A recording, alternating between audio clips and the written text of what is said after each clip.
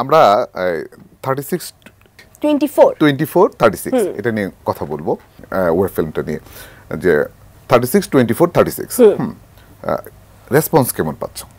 আলহামদুলিল্লাহ খুবই ভালো পাচ্ছি।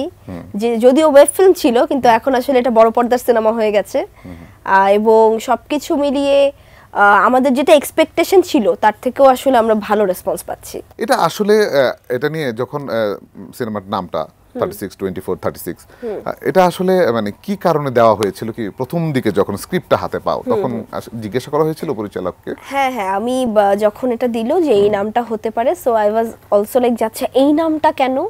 তো তখন সে বলল যে আমরা এই নামের থ্রুতে এই মানুষদেরকে মেসেজ দিতে চাই যারা আসলে আমাদের সমাজে নারীদেরকে একটা চোখে দেখে, একটা মেজারমেন্টের মধ্যে তারা চিন্তা করে যে এর থেকে বাইরে যদি মেয়েরা যায় তাহলেই তারা মোটা, তাহলেই তারা অসুন্দর, তাহলেই তাদের বিয়ে হবে না, তাহলেই আসলে বিভিন্ন মেয়েদেরকে নিয়ে কথা হয়। তো ওই জায়গা থেকে আমরা এই চিন্তাধারাটা আমরা ব্রেক করতে চাই, এই মেসেজটা আমরা কনভে করতে চাই সবার কাছে যে মেয়েরা আসলে কিংবা একটা মানুষ আসলে সব সময় সুন্দর, তারকে কখনোই আমরা বডি মেজারমেন্ট দিয়ে কখনোই আমরা আসলে ওভাবে চিন্তা করব না। তো ওইখান থেকে বেসিক্যালি কাজটা করা। তুমি নিজে কি বিশ্বাস করো যে আসলে একটা মেয়ে মানুষের আসলে এই স্ট্রাকচারটা কি আসলে প্রয়োজন? না, কখনোই প্রয়োজন না। এটা তো আমি অনেক বড় উদাহরণ যে প্রয়োজন না। আমি তো কখনোই আসলে এই যে 36 24 36 হতেও চাই নাই।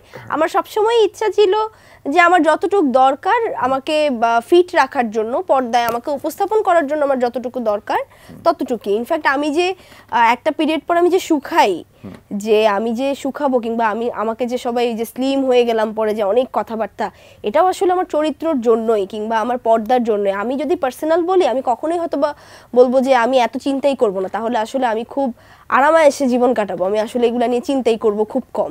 কিন্তু এখন আসলে সুস্থতার জন্য খুব বেশি দরকার, এই জন্য হয়তো আমরা অনেক এগুলো মেনটেন করি। কিন্তু কখনোই আসলে শারীরিক ধৈর্য দিয়ে আমরা জাজ করব না, এটা সবসময় মনে রাখা উচিত।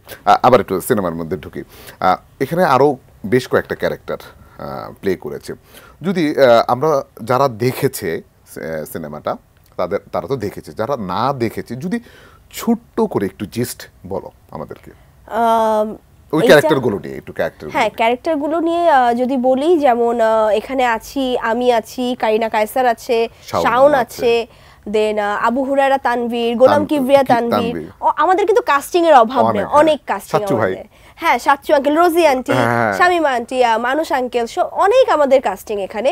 এবং এটাই আসলে একটা বিশেষত্ব এই সিনেমাটার, যে আমরা তো বলিউড সিনেমা অনেক পছন্দ করি, নর্মালি তো বলিউড সিনেমা অনেক দেখা হয়, এবং বলিউডের রমকম এরকম ফ্যামিলি ওরিয়েন্টেড সিনেমা কিন্তু খুব হয়।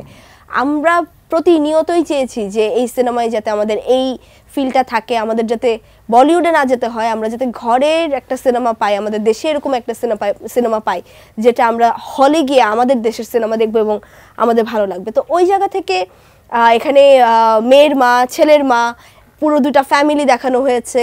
এখানে একটা বিয়ে দেখানো হচ্ছে, বিয়েটা আমরা এমনভাবে উপস্থাপন করতে চেয়েছি যে দর্শক যাতে মনে করে তারা বিয়েতে আছে, তারা বিয়ে অ্যাটেন্ড করছে, এরকম আসলে ফিল হয়। এখানে বিয়ের মাঝখানে অনেক টুইস্ট আছে, এখানে অনেক ফান আছে, লাফটার আছে, আমরা অনেক হাসতে পারবো, মিনিটে মিনিটে হয়তো বা আমাদের এরকম একটা কিছু দেখাবে, আমাদের এমনিই ভালো লাগবে। সো বর আছে, বরের একটা বন্ধু থাকে যেটা আবু হুরায়রা তানভীর, খুবই ভালো প্লে করেছে, ব্রিলিয়ান্ট।